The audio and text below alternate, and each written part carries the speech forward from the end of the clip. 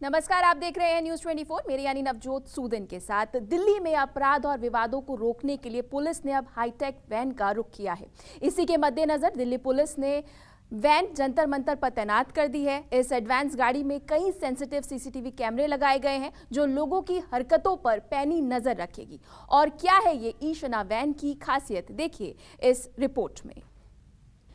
जंतर मंतर पर खिलाड़ियों के विरोध का आज 13वां दिन है और आज जंतर मंतर पर किस तरीके की परिस्थिति है और किस तरीके से यहाँ पर सिचुएशन में बदलाव दिख रहा है, आइए हम आपको सीधे दिखाते हैं। सबसे पहले सुरक्षा व्यवस्था क्या है, तो सुरक्षा व्यवस्था जंतर मंतर पर 3 घेरों में बैरिकेडिंग है। आप देख सकते हैं कि यहाँ पर बैरिकेडिंग जो है वो परसों रात के बाद से ही बढ़ा दी गई थी और घेरा जो है 3 लेवल में है, 3 जगह पे बैरिकेडिंग है। सुरक्षाकर्मी यहाँ पर मौजूद है। दिल्ली पुलिस के तमाम जो सुरक्षाकर्मी हैं उनके साथ साथ पैरामिलिट्री फोर्सेस यहाँ पर मौजूद हैं।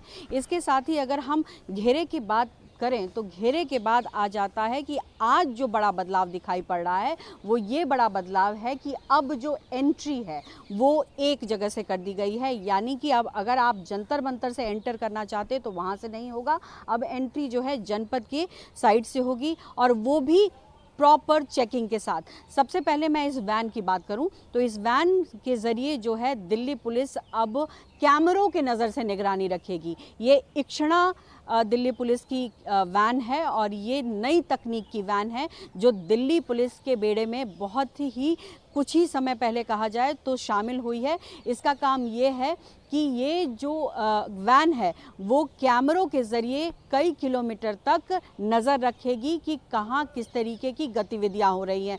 इस वैन में 13 सीसीटीवी लगे हुए हैं जिसमें से 8 सीसीटीवी कैमरे आप देख सकते हैं यहाँ ऊपर फिक्स है। इसके अलावा बाकी जो सीसीटीवी कैमरे हैं वो मूविंग है और 360 डिग्री ये मूव करती है। इसका काम जो होता है वो आर्टिफिशियल इंटेलिजेंस के आधार पर होता है और इसके ज़रिए जो है एक एक मूवमेंट जो है दिल्ली पुलिस पकड़ेगी और उसके बाद ये सीधे जो है कमांड रूम को रिपोर्ट करेगी। कमांड रूम आपको हम बताएं कि सीधे हेडक्वार्टर होता है, लेकिन इसी वैन के अंदर जो है एक LCD बड़ी सी लगी हुई है जो यहाँ पर सीधे देख पाएंगे लाइव कि किस तरीके का मूवमेंट है। इसके बाद हम चलते हैं कि यहाँ से जो चेकिंग हो रही है कैमरे की नज़र से, उसके बाद दिल्ली पुलिस किस तरीके से सिक्योरिटी बढ़ा दी है।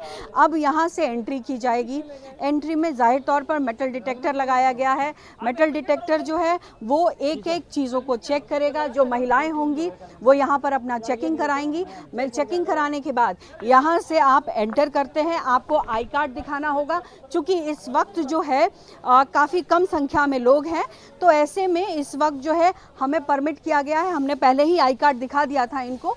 इसके बाद जब आप यहाँ से एंटर कर जाएंगे तो यहाँ बिल्कुल पास में मंच है, यानी सिक्योरिटी के लिहाज से और ज़्यादा पुख्ता कर दिया गया है जंतर मंतर को, क्योंकि दिल्ली पुलिस जो है वो सिक्योरिटी में किसी हालत में चूक नहीं देखना चाहती, इसीलिए ये बड़ा बदलाव किया गया है। उसके बाद हम बताएं कि यहाँ जिस तरीके से खिलाड़ी हैं वो यहाँ पर बैठे, वो पहले से बैरिकेडिंग की हुई थी।